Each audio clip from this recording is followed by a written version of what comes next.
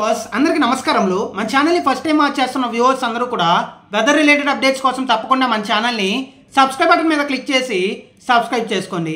ఎందుకంటే మన ఛానల్ ని మీరు సబ్స్క్రైబ్ చేసుకుంటే మన ఛానల్లో వచ్చే వెదర్ అప్డేట్స్ కానీ ఇన్ఫర్మేషన్ కానీ మీకు త్వరగా వేగంగా వచ్చే అవకాశం అయితే ఉంది।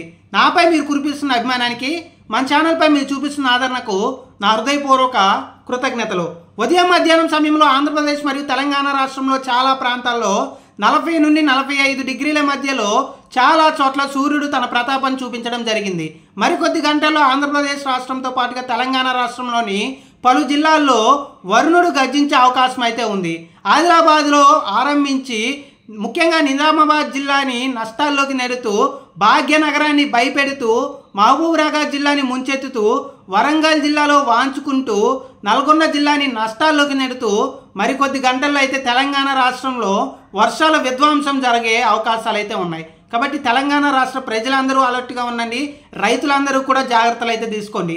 మరొక పక్కన ఆంధ్రప్రదేశ్ రాష్ట్రంలోని పార్వతీపురం మన్యం జిల్లా, అల్లూరి సీతారామరాజు జిల్లా, అలాగే ఉత్తరాంధ్రలోని పలు భాగాలు, అలాగే మధ్య కోస్తాలోని పలు భాగాల్లో అక్కడక్కడ చెదురుమదురుగా సాయంత్రం రాత్రి సమయంలో ఉరుములు మెరుపులు ఈదురుగాలు అక్కడక్కడ వడగళ్లతో కూడిన వర్షాలు అయితే నమోదయ్యే అవకాశం అయితే ఉంది।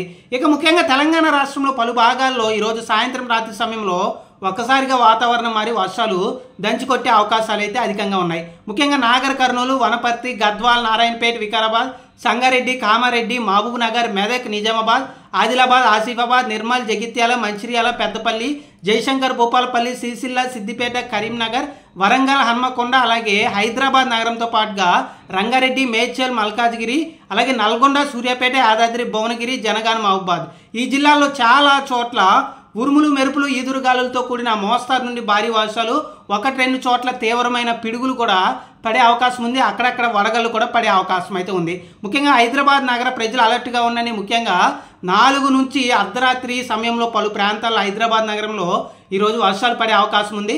కాబట్టి నగరంలో హైదరాబాద్ నగరంలో ఈరోజు రాత్రి సమయంలో ఎక్కువ ప్రాంతాల్లో వర్షాలు ఉంటాయి, సాయంత్రం సమయంలో అక్కడక్కడ ఉంటాయి। కాబట్టి ఉదయం మధ్యాహ్నం సమయంలో హైదరాబాద్ నగరంలో భారీ ఎండలు ఉన్నప్పటికీ కూడా ఈరోజు రాత్రి సమయంలో చాలా చోట్ల ఉరుములు మెరుపులు ఈదురుగాలులతో వర్షాలు ఉండే అవకాశం ఉంది।